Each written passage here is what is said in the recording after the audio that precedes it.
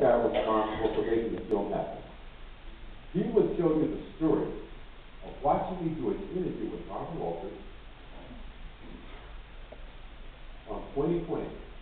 He turned to his wife and said, "I'm going to get the rights to that story, and Will Smith is going to be nominated for an Academy Award for playing this guy." His wife would tell you, she said to him, "You need to stop smoking that stuff."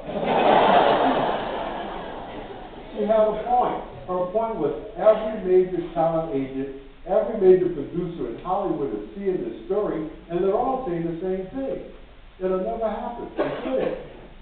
True enough, that piece we do with Martin Walters ran on a Friday night. Monday morning, the phone jumps off the hook. The first guy to get me on the phone, I'm not going to say his name because somebody in here probably knows him, but remember that television show, Entourage?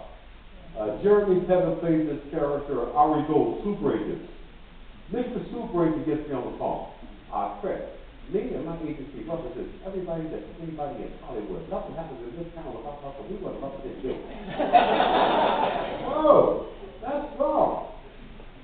I said, fine, let's talk. Turns out my lady and I, Holly, we were on the way here to Hawaii. And I said to Mr. Super Agent, fine, I'm going to be at Los Angeles International Airport in the Red Carpet Club for 2 hours. Someone else bring a contract, and I'll sign with it.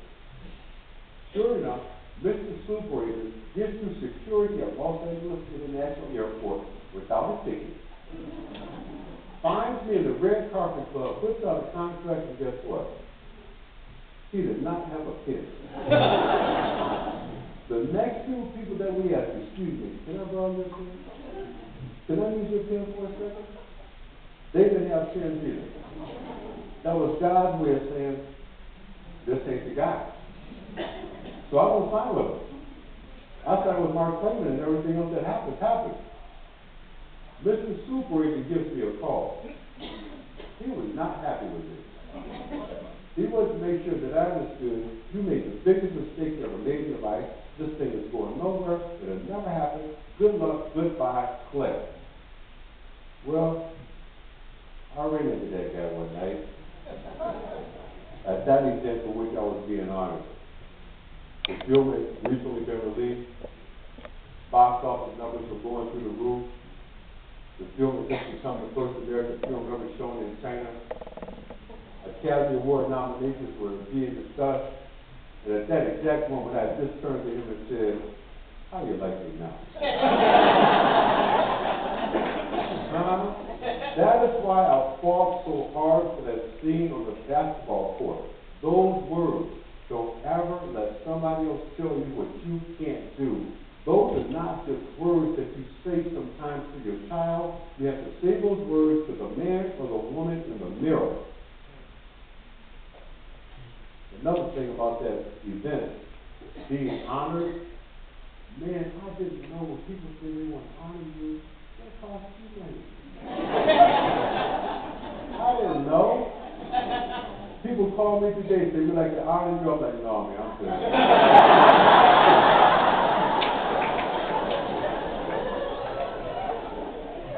Speaking of honors, Will's receiving a Lifetime Achievement Award at Santa Barbara Film Festival. That's me, Will, Mark, and some guy named Tom. So the funniest thing in the world for me of hanging out with all these people in Hollywood is you are amazed at how small everybody is. How you gonna save the world when you're like this tall? Come on, man. Yeah, he's leaving there, he's standing on his tiptoes. Whew. And remember that cute little boy lovingly holding his dad's shoes? Well, that's him at the premiere. 6'8", 350 pounds. That all started at a food bank.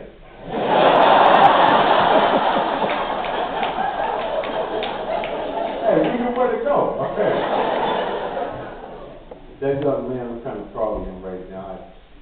Been on him for a little while, trying to get an understanding of the stepson. You know what?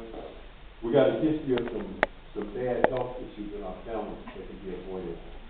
Hypertension, high blood pressure, diabetes. You're not playing ball anymore. You don't need to be carrying all that stuff around.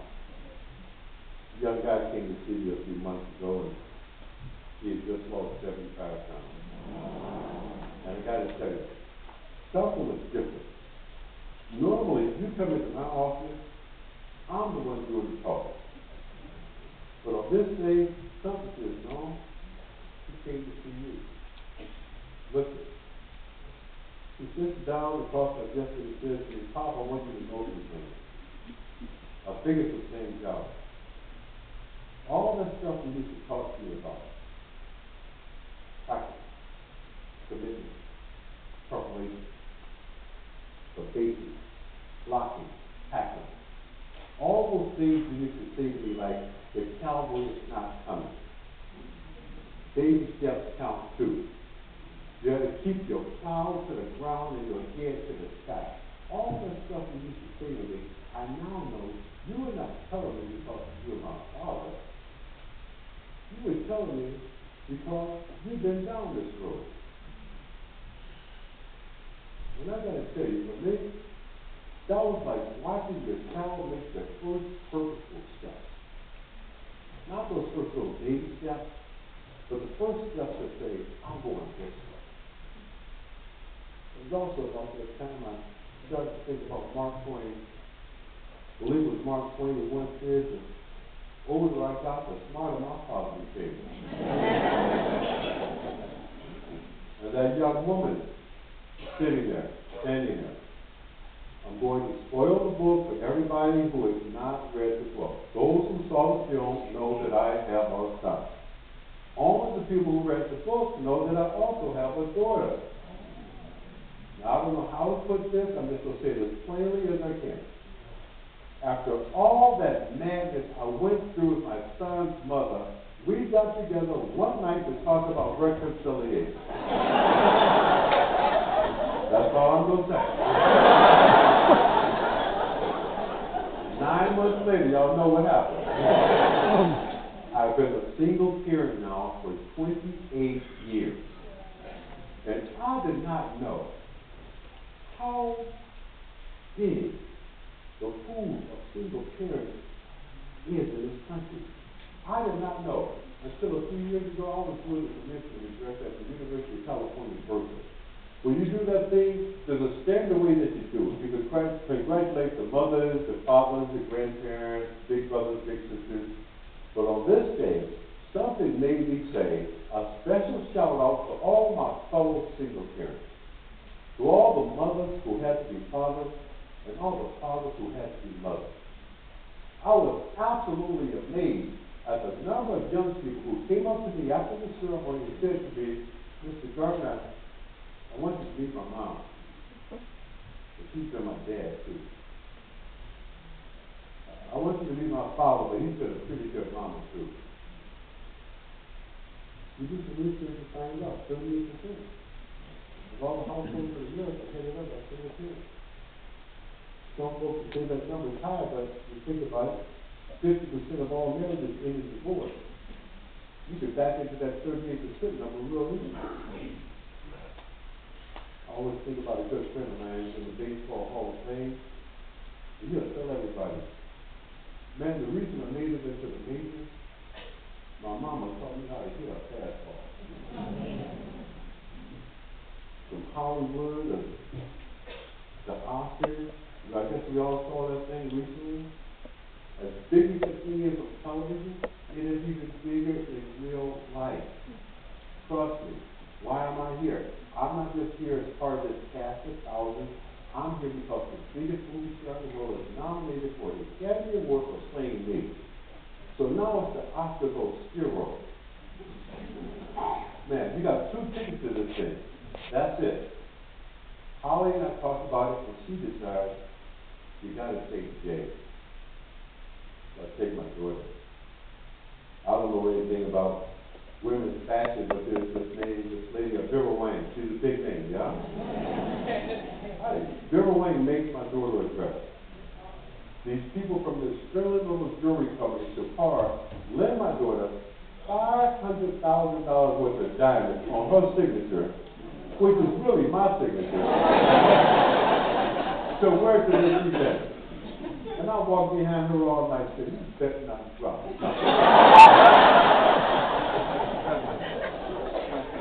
And the guy who told me forget it, it will never happen, I was there. He wasn't.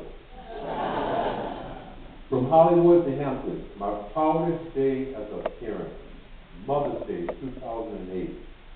I had to give a commencement address that day, and I've done a few of those the last few years. In fact, earlier this year, received my 6th honorary doctorate degree. The only person impressed by that is my 6-year-old granddaughter. She used to call me Papa, now she calls me Dr. Papa. But what made this day so important to Pop is my daughter graduated that day. And when she walked across the stage, she became the first person in the history of our family, since we got to America off slave ship 400 years ago, to graduate to college. So when she walked across that stage, that was a big deal. Now, as long as I was reading my notes, I was fine, but every time I looked up, that's what I saw. That's what 400 years looks like right there.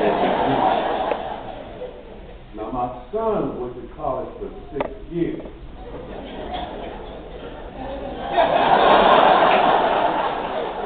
I don't have to say another word, do I?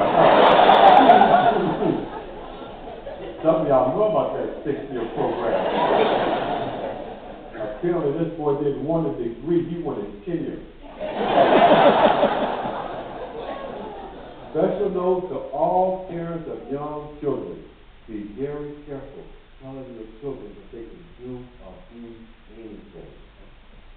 They will do it and they will be it, and we not will always like it. I wanted my sons and daughters to be a doctor, a lawyer, a scientist, something I could understand. Man, I got an interior designer and a music producer. Those things. Things, stuff, toys. Dr. Andrew said to me not too long ago, for a long time, a lot of us have been living in exile in a place called faith. And we need to come home to the friends, families, and folks who make us real. Someone close to me said, man, please don't use that picture. You got to take that picture off the picture. It's going to seem like you're bragging. I'm not bragging. I'm just trying to make a point. I know for a fact I'm not the only guy in this room who saw something as a little boy and said, one day. Now, I don't know what the equivalent is for women. Maybe it's a garden, a home, or jewelry. I don't know. But for little boys, it was something that made a whole lot of noise. But with a speedboat, a motorcycle, a sports car, I got a friend of mine, man, he got a thing about chainsaws.